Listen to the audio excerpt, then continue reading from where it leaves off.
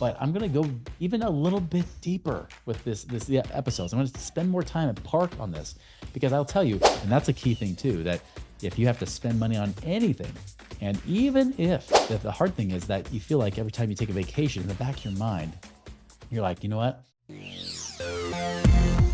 Chris Miles was able to retire twice by the time he was 39 years old, but he's not content to just enjoy his own financial freedom and peace of mind.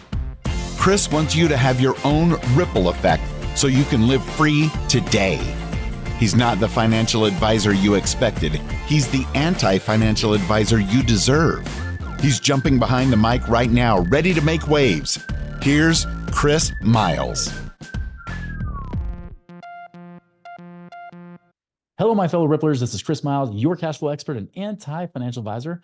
Welcome to this show. It's for you, those that work so hard for your money. You want your money to start working harder for you today. You want to become work optional, where you work because you want to, not because you have to. You don't want to wait 30 or 40 years because you want to be free today to do what you love, live with those that you love. And most importantly, guys, I know you just don't want to get rich, but you want to live a truly rich life where you not only get wealthy, but you can also bless the lives of those around you by creating a ripple effect. Thank you for tuning in today. Thank you for joining our show. Hey, if you haven't done so already, I'm going to recommend this. Go check our website, moneyripples.com. Not only do we have great information on there, but if you're wondering how much passive income you could create in your situation today, go check that passive income calculator out now. If it's over $15,000 after you fill it out completely, if it's over $15,000, you need to be reaching out to us to see how you can make that a reality. So go check that out now. All right. So last week we were talking about spender, saver, steward, right? We were talking about what is it that these different money mindsets have, because it's principles that govern first. It's principles first, strategy second. If you can master the principles that go along with this and the mindset that goes with this, the strategies actually become a lot easier to implement for you. And this is true for all my clients listening right now. Now I know they've gotten this because we have our Wealth Accelerator Academy that teaches a lot of this stuff, but I'm going to go even a little bit deeper with this episodes. I'm going to spend more time at Park on this because I'll tell you, every time our clients come into town, where we do our once a year mastermind group where we get together live, every time we get stuck on this part, the mindset piece, because financial freedom is never possible if you can't get free up here. And it doesn't matter if you get free on your pocketbook, if you can't get free here and in here. That's where it starts. So the way to do that is you got to be abundant minded. Now I talked about spender, saver, steward. Let me pull up that illustration for you again. Okay, so I showed like the wealth curve, right? You know, in the middle, you got stewardship. Those are stewards. Wise stewards, they tend to have all the money. Spenders don't have as much, but savers don't either. Now, if I were to draw this exact, I know this is like a perfect bell curve. It might be possible that the saver might have a little bit more on their side. So the curve might come up a little bit higher, but not much, because there are very high producing income, high income spenders, just like there's low income spenders, but there's also low income savers along with high income savers, right? So there's both in both categories. But the one thing I've noticed that savers, although they might have a little bit more net worth, they do not have income. And so I want to focus on you if you're the saver today. Now I asked this question last week, and this question will apply to you as well. Is this: if 250,000 was dropped on your lap today, what would you do with that money? And that's just 250,000. You didn't work for it. It just showed up in your life. You know, maybe you inherited it from a rich uncle you didn't know about, or whatever it might be, or a rich aunt. You know, it might have come from them, but 250 fell in your lap today. What would you do with that money? And if you didn't answer that question last week when we did this show, answer it now. What would you do with that money? Think about it really hard and be honest with yourself. Like, what would you really do if 250,000 for free fell in your lap? You won the game show, and that's what you got. Now, if you're a spender, you probably would find a way to spend it, or you would probably give it away. I talked about being like that money monk, right? Where you just feel like, hey, spiritually, I can't have this money, so I'm going to give it to somebody else. You might donate it, right? Again, there's nothing wrong with donating money. It's when you try to get rid of it because you don't want it in your life. That's where there's a spender as well. It could also be a trauma response as a child. Now, on the saver, what you're going to say most likely on the answer to this question is, I'm going to save it. But there's varying different degrees of how you might save it. Some of you might just save it. And here's the energy behind the saving is that you don't want to lose it. You're afraid to lose it. Now, you might put it in the stock market, not because it's safe, but you put it maybe with a financial advisor because you think that's the best way to go. You're a comfortable saver. You're not a conservative investor, like I like to say. You're not a conservative investor. You're a comfortable saver because you want to put it in places where you feel comfortable. right? That feel good. Or you might pay off debt with it. If you say you want to pay off debt, you'll say that. If you want to pay off any bills, that's what a saver would say. They would want to pay off bills, pay off debt. They would, just save it, pack it away and for a rainy day, whatever it might be. Or they might try to put it with their financial advisor because that's what the wise people do, right? You would do those kind of things. That is what a saver does. Now, remember, a saver is still in scarcity. A saver can never be free because a saver is always afraid of possibly losing money. So as a result, they can never save enough and they can never pay off debt fast enough. And even when they're debt free, then they're right back to not saving enough. And then even after they save a lot, then they'll say, well, I'm not making enough income. So it's just never enough. And a scarcity mindset will never allow you to be free if you're always feeling like it's never enough. A saver, that's the problem. They might have a number in mind, but once they get there, it doesn't feel right because it's not about the money. It's not about the number. It's about how you feel in that situation. And especially if you're not a wise steward, and especially if you're like a typical saver, if you put it in the 401ks and IRAs, because that's what you're taught that good boys and little girls should always do. And you got Dave Ramsey's and Susie Ormans and David Box and even Ramit Sethi's and people like that saying you should just stuff your money into these Roth IRAs and 401ks and get your little free match, even though the funds in those 401ks suck. You're still going to do it anyways. And hopefully someday it's going to work out for you. And here's the other thing. You might think that your way to wealth is by not spending any money.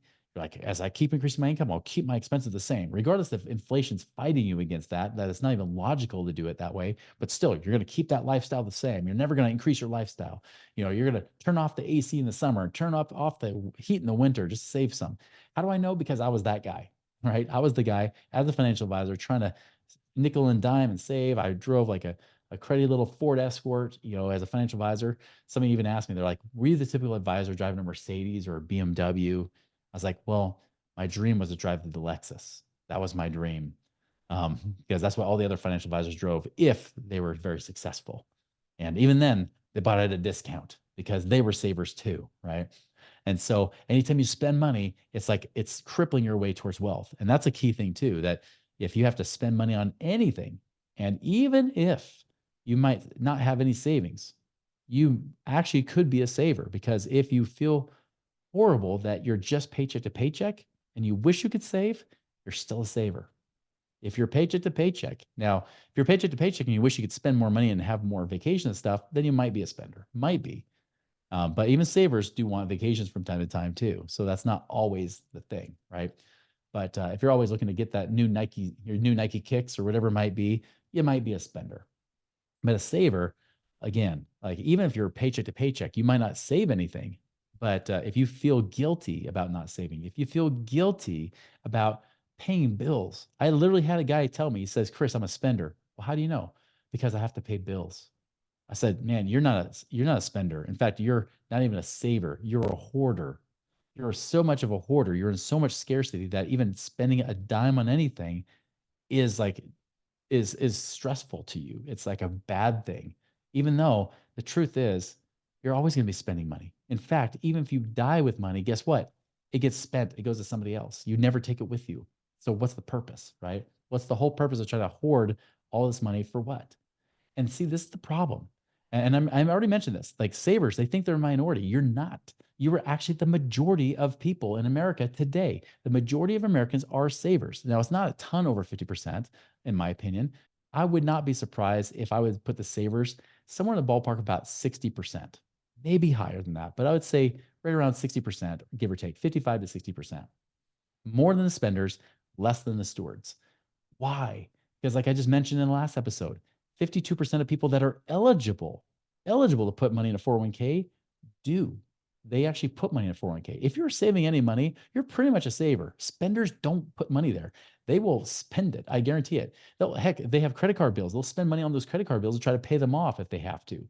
There's people that are responsible savers that won't save in a 401k because maybe they are paying off their student loans or certain types of debts first before they put the money in the 401k.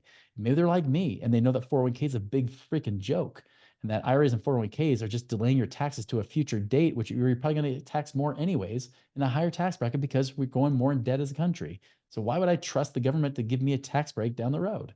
So I wouldn't put my money there.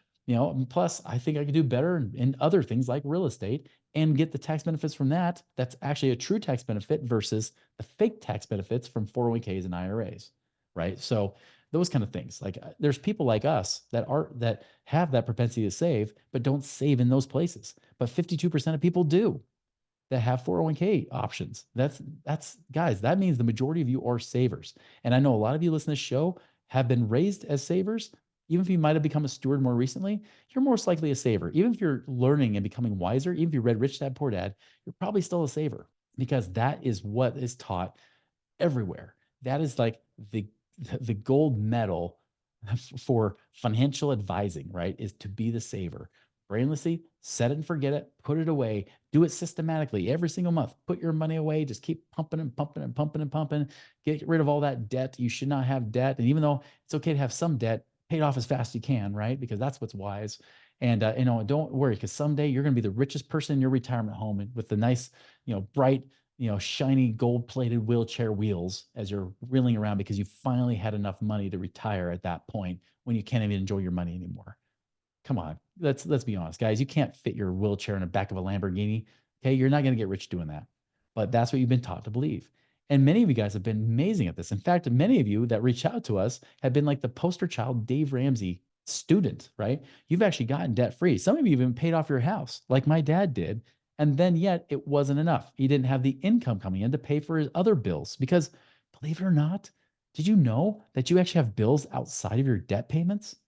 I know this is shocker, but if you listen to Dave Ramsey enough, you'll realize that pretty much all your bills, 100% of your bills are always got to be debt, right? So once you pay off your debt, you're financially free now. You can scream freedom to the top of your lungs, but that's not the case. You still have to survive. You still have to eat food. You still have to buy toilet paper. Even when there's a shortage of it, you still have to buy it. You still got to go and figure out how to commute. And if you ever want to see your kids or grandkids again, you can't always expect them to come to you unless you're too poor and too cheap to do it because you're too much of a saver. You're a hoarder. Then you make them drive to you because you got to come visit grandma and grandpa. That's the only way to do it, right? Go what the heck with you going and enjoying your own life. Sit on your front porch and drink that country time lemonade because it was on sale, half off because it's just past pull date. That's what you've been doing as a hoarder or a saver. So that's not what we want, right? Like we don't want to live that kind of life of scarcity. That is scarcity. There's no freedom in that, right? And I know you may not be that extreme. I'm trying to be a little humorous with this just to keep you engaged, I guess. But sadly, it's actually not too far from the truth for several people. I've met these people. I was this person, so I know. I know how it goes. I was the one that turned off the heat in the winter and turned off the AC in the summer just to save a few bucks on my utility bill because every dollar I spent was one less dollar that I could save and make it work for me, right? Now, I'll tell you, if I had to choose spender or saver, yes, a saver, you're going to be farther ahead when it comes to creating passive income because you'll actually have money to create passive income. So that's good. The problem is that you've been brainwashed to believe that you cannot use money, that you think of money is not meant to be used. It's meant to be stored away, hoarded away, just like a squirrel has a hoard for the wintertime. And you just hope that you'll have enough nuts in retirement that it won't run out by the time your years run out, right? By the time your winter years are done, you want to make sure you have enough money to last that long. The thing is, if you actually have that stewardship mentality, you would realize that's not a hard thing to do. But if you're always stuck in this place that you can never have enough, you have to keep saving. You got to do it for longer. You got to delay all of your gratification. You'll take that trip later when your kids are moved out and they have their own busy lives and they don't have enough time for you. And then you're singing Cats in the Cradle and crying your eyes out because you realize that the song was about you, that you had delayed your life forever in hopes that you would finally financially be free, only to realize that it just wasn't enough because you cannot save your way to wealth. No one gets on the Lifestyles Rich and Famous, gets on there and says, yes, this is how I bought this mansion. I bought it because I saved my 401k for the last 50 years and it paid off a couple $100,000. It was awesome. You're not going to do that. It just doesn't happen. Real wealth isn't created from saving it. Now, I'm not saying saving is bad. It's a good habit to have. In fact, the good thing about a saver is that savers are actually willing to think about their money. They want to be responsible with their money. And that's why they have money in the first place. So don't get rid of that. But the thing is, you can learn a little bit from the spender, is at least the spenders are willing to use money because they realize that, hey, this life is temporary. It's fleeting. If I die, somebody else gets it. So I might as well use it myself. You could use a little bit more of that in your life. You could say, you know what? I worked hard for this freaking money. I deserve this. Like, this is something I work for. My kids, they can figure out their own lives like I had to do, which is true. They can figure out their own freaking lives. They can create their own wealth. if you teach them the right ways, not just teach them to save. And so that's the big thing I want you to focus on, right? Is really understand that you don't want to be, you don't want to be on that opposite end of the extreme, right? You don't want to be over there. Like I've showed you before. You don't want to be on the saver side where you just don't you have some money, but it's just not enough. You never save your way to wealth, or never save your way to freedom. There is no freedom over there. And especially if you have that attitude of scarcity. And remember I mentioned being a hoarder is like the extreme of being a saver. Savers, there's savers that are just plain old savers, but there's hoarders that really get extreme with this, right? They do not like spending money. Like I mentioned, they're the people that buy everything on sale. They'll do everything. They'll even make other people pay for them. They get pretty darn cheap. Many people would say, it's kind of like my dad. He's like, no, I'm not cheap. I'm frugal. And everybody else said, nope, dad, you're cheap. It's like that. And so you don't want to be that far over that point where you just don't enjoy life. Now, I know some of you guys will still enjoy life. I meet you all the time. Most of you are savers that come reach out to us because you actually have money to do something with, right? So we know this. And it's not like you guys don't take vacations. The hard thing is that you feel like every time you take a vacation in the back of your mind, you're like, you know what? That was great. But that just means that I'm gonna have to work a little bit longer or a little bit harder. I'm gonna have to make up for that. And you can make great income. And everybody else on the outside world might think your life is amazing. But in the inside, you're still stuck in your own rat race because you can't stop working. In fact, you're almost a slave to your own high income job or your high income business. But it looks great. And you got your kids and all their activities and everything else. And again, you feel guilty about spending money on those activities, but you do it because you love them, right? And I get that. You do it. But again, you still feel like you can't stop. You're stuck in that rat race. I don't want you guys there. I want you out of that. And you definitely need to break free of that need, the necessity to have to hoard and control your money, only to sit on it and never enjoy it, potentially never enjoy it, or to do the thing like in retirement where you're only supposed to pull off 3% a year. And if you're trying to retire when you're young, if you're lucky enough to save that much, you got to live on no more than 2% a year because you got to live longer. You got to make that money last longer. So you're trying to let that money last a long time.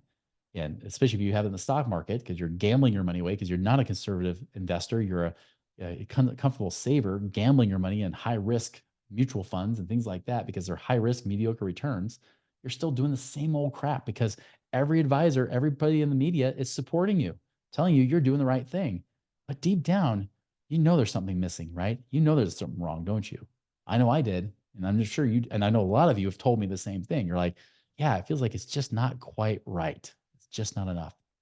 By the way, I would challenge you on this. If you think Dave Ramsey's a saver, although he teaches it, he might be a saver. He might have some scarcity, but he actually implements some of those stewardship principles I'm going to talk about in this next episode next week, where, funny enough, if he actually did the very things that he did to create wealth, you would realize the advice he given is crap. Okay. You realize like it's not about just being debt free. In fact, stewards don't fear debt, but they also don't abuse it either. So we're going to talk about that next week, is really how can you do it. But again, if you're a saver right now, remember your action right now is to become a little bit more like the spender, not to blow it, but to be willing to at least let your money do something, get it to work for you, because that's the one thing you've forgotten to do is get your money to work harder for you. And no, that's not in mutual funds. It's not in 401ks. That's not how you do it. There are ways to get your money working harder for you today. And that's by being a wise steward. So guys, focus on this. Focus on your mindset. What caused you to even be this way in the first place? Just like I had a client where she, because her dad went bankrupt so often, she became the ultra hoarding saver because she never ever wanted to lose money again because that affected her as a child. Find out where that comes from. Were you taught that? Were you trained it that way? Find ways to break free of it. And then you can become a wise steward, which we'll talk about next week. Make it a wonderful, prosperous week, guys.